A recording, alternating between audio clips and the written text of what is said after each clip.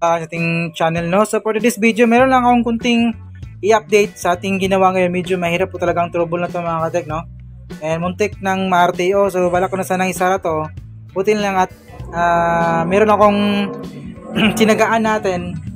Binigyan natin ng extra oras para talaga ma-troubleshoot din. Successful naman po yung ginawa natin, no? So nagbunga po yung ating tiyaga. So bali yung unit natin is Samsung 43 Smart TV, bali yung model niya. Bali na-troubleshoot na natin to, and recap lang po yung gagawin natin ngayon, no. So bali yung kanyang model is ayan, Samsung QA43TU 7000G. Ayan.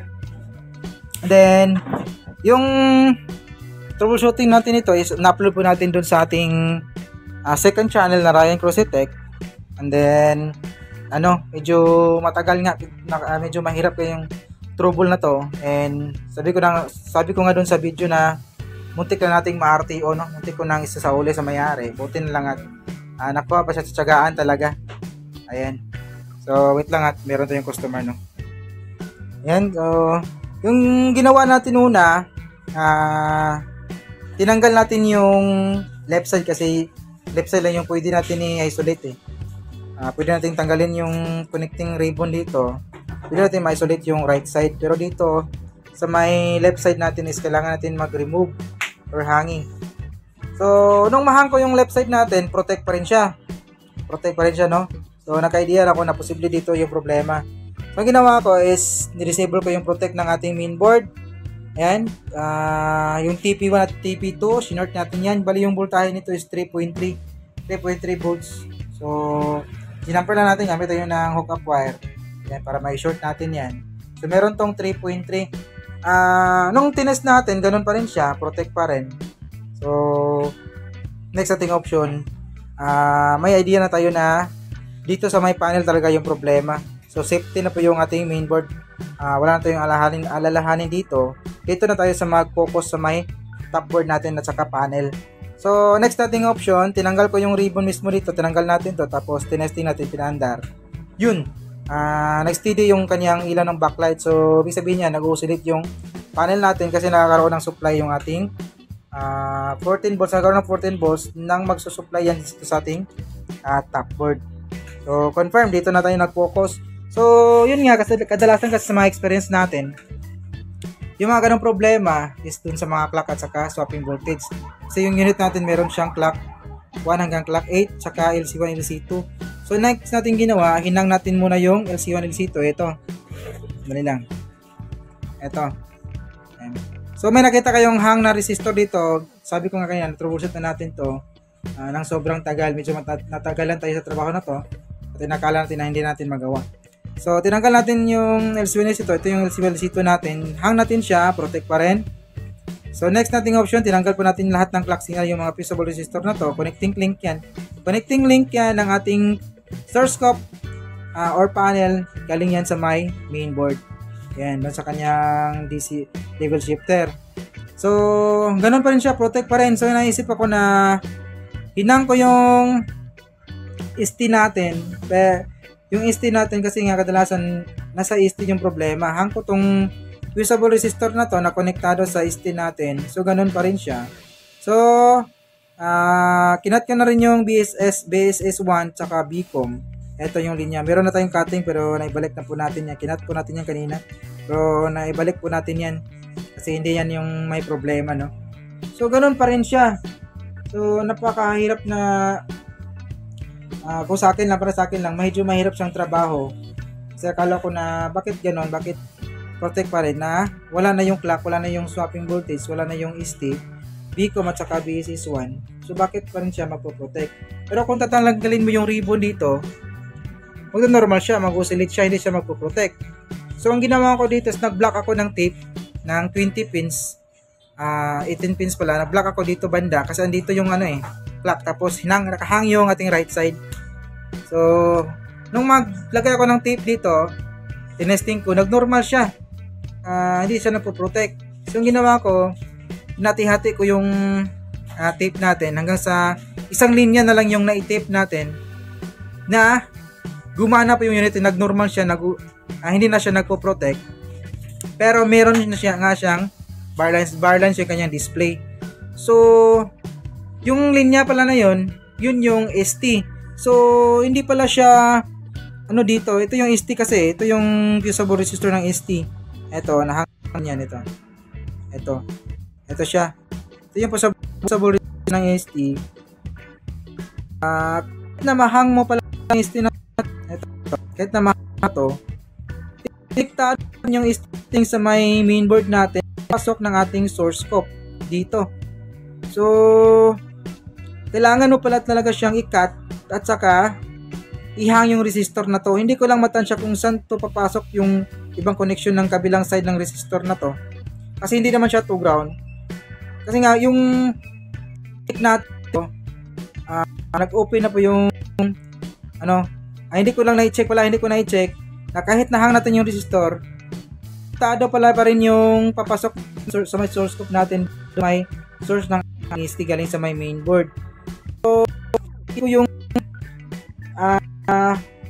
medyo mahaba kasi yung proseso nito ko maisa-isa kasi sobrang tagal na, medyo mahabang oras yung ginamit natin dito para ma-troubleshoot yung ito, no? Ayan. So, wait lang, tupos ko saglit kasi nga may nagtatangit ko para makuha ko talaga kung talagang naputol na ba talaga yung ST na linya natin sa may so, ma-check paling dito yung source ito yung kinat ito yung source kinat natin. Kung kinat natin yan, meron siyang negative 7. So numakat natin yan, nag-normal yung linya pero yung display. So binalik ko yan, na-trace natin by resistance kung saan siya papasok. Yan, papasok siya dito na nahang natin yung resistor. Ito, nahang natin yan, konektado pa rin yan yung ST natin na papasok sa may source scope natin dito sa side na to. Kasi meron siyang bilog, meron siyang bilog dito, meron siyang butas. So kailangan natin yung pagitan ng butas sa puntang source scope. Ito, meron akong hindi nakita. Sobrang liit kasi. Cut yan, cutting natin, ito yung cutting natin. Kinat natin yan para siguradong connection ng na papasok sa may pan. Tapos itong resistor na hinang natin yan, nakahang po yan. Kasi kung itong ikita natin yan, mapupunta naman yung unit natin. So nakahang yan, tapos cut mo yung may bilog to. Yan, cut mo yan pan. So yun normal yung natin na yan. Bira yung camera na nagkatae na naman yung cellphone. Lang ko na yan. So sa angat ayan, nakita logo ang cellphone na nakita talaga siya. Yung nagka-display na so mga oras troubleshooting natin to. Munti na ako balik ko na to sa may-ari kasi nga gumamit nung wala ko na gumamit ng ibang supply ng negative 7 yung back converter, yun yung gagamitin ko. Pero nung ginamit ko siya, kinat ko yung source, tapos yung panel na naman yung gagamitan ko nito, mapoprotect na naman yung unit natin. So pagtanggal ko, tinanggal ko yung connection, yung ating ito, nag-normal siya. Sulit na mayroon rin yung display. So yun pala yung dahilan kailangan palang putulin yung dito sa yung ST na papasok sa may source scope. Akala ko kasi na pwede na dating ma-isolate through resistor dito pero may ibang connection pala yan. So hindi ko lang makita kasi sobrang liit. Hindi hanap kung saan siya papasok yung kabilang side ng resistor natin. So yun lang, gusto ko lang ibigay yung next natin dito. Baka sakaling, alam ko meron mga kapwa natin technician na naka-experience ng ganito. Wag ko lang kung nakuha nila or hindi. Basta yung sa akin, sinishare ko yung mga experience ko para tulong sa mga kapwa technician natin, hindi po sa sa mga customer tech. So, hindi ko po rekomenda na kayo yung gumawa mismo ng ganyang unit kasi medyo mahirap talaga, baka madisgrasya pa kayo. So, ko yung ating nito, kung CD pa rin ba, magpalit pa ba yung unit natin. Tatanggalin natin TP1 at saka TP2.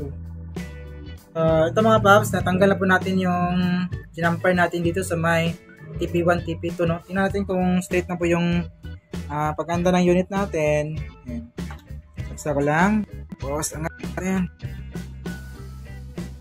Yung logo ng Smart. Wait, ito mabigat. Ayun. So, normal.